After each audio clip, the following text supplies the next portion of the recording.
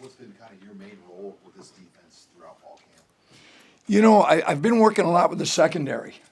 One of my jobs too is we have some young coaches on defenses to mentor them and be around them and make sure our drill works good and stuff. Because Coach Butler's got a lot of other things to do, so I'm doing that too. Bill, I'm curious about your observations of Coach Rule and how you've obviously been with him for a long periods of time. He's talked this year about being able to be hands off because of the trust that he has in Dana and in John and having you around. What are your observations of that and the way he goes about his business? Well, there's certain standards that Matt's he's going to require and demand from us. And it's really the quality in which we play, how physical and fast, and that we know and do our jobs, right? That's not going to change with Coach Rule. I mean, it doesn't matter who the coordinators here are or who I am. He's going to demand that. And so, really, I don't see any difference in him right now. What stands out to you about those younger coaches, as you said, you're mentoring? Well, they're all going to be, but most of them will probably be coordinators or head coaches. I mean, they're really quality people and coaches. But I grew up where the older coaches mentored the younger coaches, and I think there's a lot of coaches today that don't do that anymore. And I think it's my job to do that. Whatever I've learned over the years that I see can make them better as a teacher, I think it's my obligation to help them. And so the older coaches helped me when I was that age, and I should do the same for them. So those are the types of things I try to do with the younger coaches. What things are you doing with them? Well, it's like teaching, right? We can all get better at teaching. I'll give you an example. I was the defensive coordinator at Arizona State. Bruce Snyder was the head football coach.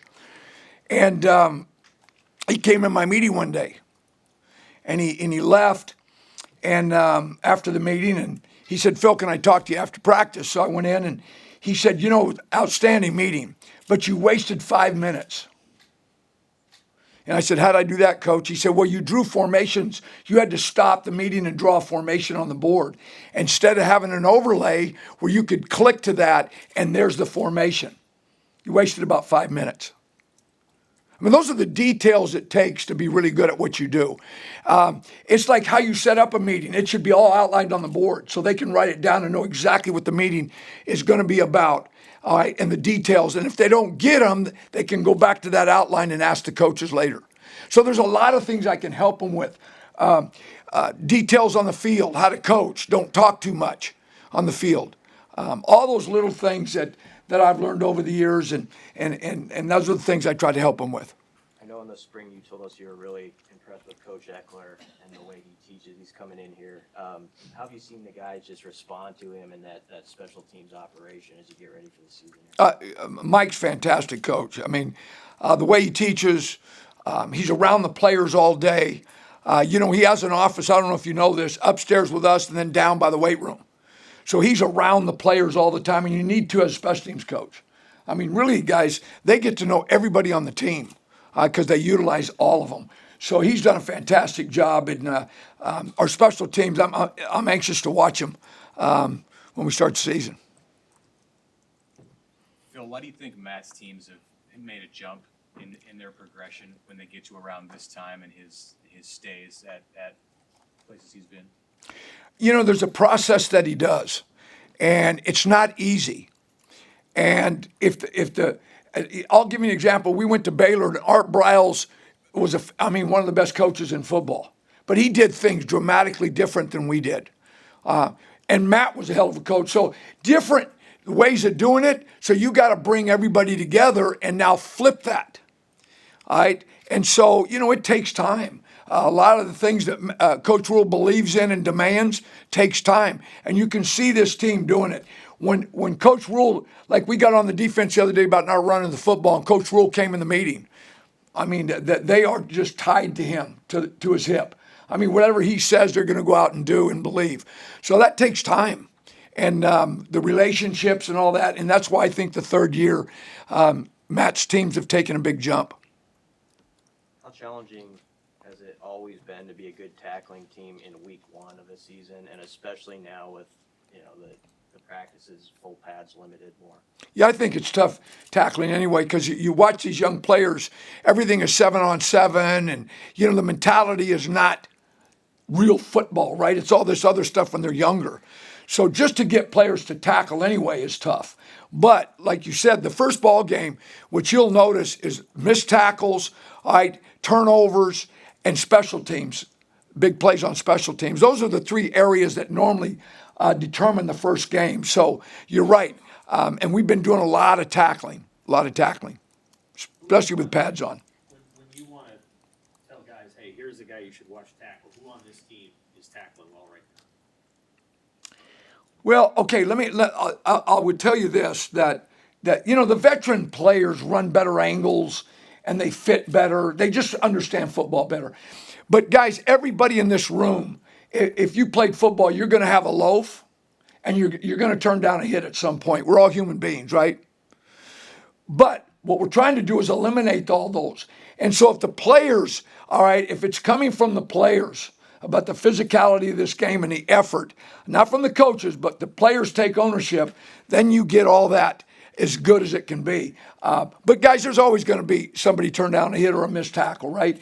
But if we're flying to the football and you miss a tackle, all right, there's 2 or 3 other guys standing there. So those are the goals right now.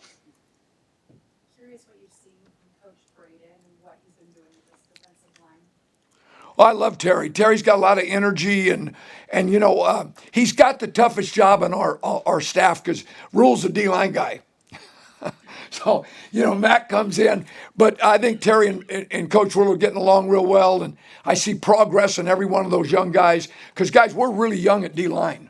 And we have a lot of players with 3 and 4 more years that are going to be really good players here. So Terry's doing a great job.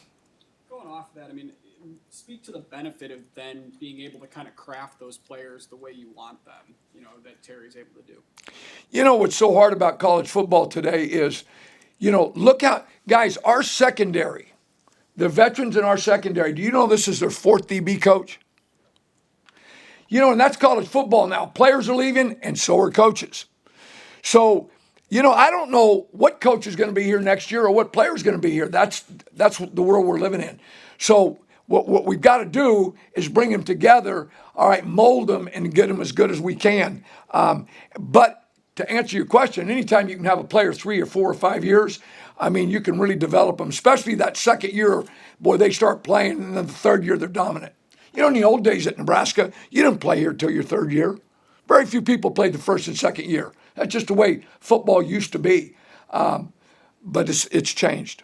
How have you seen Coach Rule evolutionize himself as a coach, dealing with everything you just talked about with players leaving and coaches leaving consistently? Fantastic.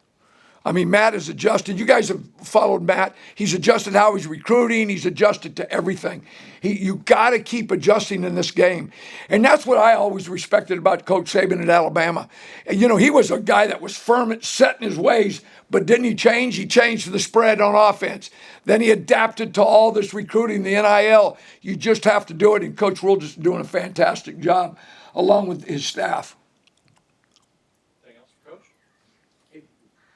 You kind of have a global perspective on the defense in terms of just like the roster.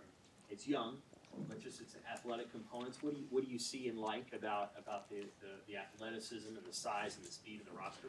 Yeah, there's plenty of talent here, but the young guys got to keep developing. I tell the young guys all the time, I said, because this is what happens to them. They see right now, I'm not going to play this year. So what do? You think they come to practice like they should? No. So it's my job to get them to come and work every single day. So when it is their turn next year, they're ready. Otherwise, they're going to lose all that development over the next 6 months. So we just got to keep developing, and that's Coach Rule's philosophy. Get really good athletes, develop them, keep them, and you have a player 3 or 4 years, you got a pretty doggone good player. How have you seen just John Butler kind of embrace this transition to defensive coordinator here and the guys buying into him in that role? Oh, Coach Butler's really bright. He's tough. He's competitive. It's like anything else, though. He's been in the league the last 8 years, right? So there's always adjusting, and he's adjusting all the time, too. He's doing a fantastic job. Anything else? Thank you. Thank you, guys.